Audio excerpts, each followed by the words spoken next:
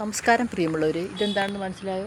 ഇത് എല്ലാവർക്കും ഒന്നും ഇത് കണ്ടാൽ കൃത്യമായിട്ട് ഐഡൻറ്റിഫൈ ചെയ്യാൻ കഴിയില്ല. ഇതാണ് നമ്മുടെ മാങ്കോസ്റ്റിൻ എന്ന് പറയുന്ന എക്സോട്ടിക് ഫ്രൂട്ട് പ്ലാന്റിൽപ്പെട്ട പിന്നെ പഴങ്ങളുടെ റാണി എന്നറിയപ്പെടുന്ന ഒരു പ്ലാന്റ്സ്, അതായത് മാങ്കോസ്റ്റിൻ. അതാണ് നമ്മുടെ പഴങ്ങളുടെ റാണി. അപ്പോൾ ഈ മാങ്കോസ്റ്റിൻ്റെ പ്രത്യേകത എന്താണെന്ന് വെച്ചാൽ, മാങ്കോസ്റ്റിന് ഭയങ്കരമായ നല്ല വിപണിയിൽ ഏറ്റവും നല്ല വില ലഭിക്കുന്ന ഒരു എക്സോട്ടിക് ഫ്രൂട്ട് പ്ലാന്റ്. നമ്മുടെ കേരളത്തിൻ്റെ കാലാവസ്ഥയ്ക്ക് വളരെ സൂട്ടബിളുമായ ഒരു എക്സോട്ടിക് ഫ്രൂട്ട് പ്ലാന്റാണ്.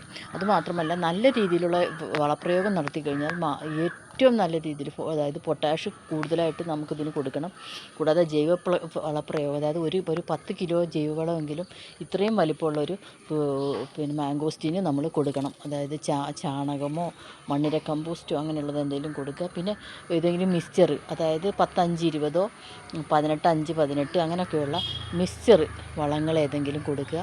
പിന്നെ വർഷത്തിലൊരു തവണ 50 ഗ്രാം ഇങ്ങനെ. പിന്നെ അത് ജൂൺ ജൂലൈ മാസത്തിലാണ് ഇതിനൊക്കെ വളപ്രയോഗം ചെയ്യേണ്ടത്. അതല്ലാതെ നല്ല ചൂടുള്ള സമയത്ത് വളപ്രയോഗം മാക്സിമം ഒഴിവാക്കുക. പിന്നെ അതുകൂടാതെ നമ്മൾ ഈ മാങ്കോസ്റ്റിനുള്ള അങ്ങനെയൊക്കെയുള്ള എക്സോട്ടിക് ഫ്രൂട്ട് പ്ലാന്റ് തിരഞ്ഞെടുക്കുമ്പോൾ ഏറ്റവും നല്ല ഇവിടെ നിന്ന്, അതായത് നഴ്സറികൾ തിരഞ്ഞെടുക്കുകയും ഏറ്റവും നല്ല തൈകൾ തിരഞ്ഞെടുത്തിട്ട് വേണം നമ്മൾ നടാൻ. അപ്പോൾ അത് ശ്രദ്ധിക്കുക. മാങ്കോസ്റ്റിൻ അതുപോലെ ഇപ്പോൾ ഈ കേരളത്തിൽ പണ്ടൊക്കെ നമ്മുടെ കാലാവസ്ഥയ്ക്ക് വളരുന്ന എല്ലാ പ്ലാന്റ്സുകളും ഒന്നും അവൈലബിലിറ്റി ഇല്ലായിരുന്നു. ഇപ്പോൾ അതല്ല അവസ്ഥ. നമ്മുടെ കാലാവസ്ഥയ്ക്ക് പറ്റിയ എല്ലാ എക്സോട്ടിക് ഫ്രൂട്ട് പ്ലാന്റും നമുക്ക് യൂണിവേഴ്സിറ്റി പല രീതിയിൽ ഡെവലപ്പ് ചെയ്തിട്ടുണ്ട്.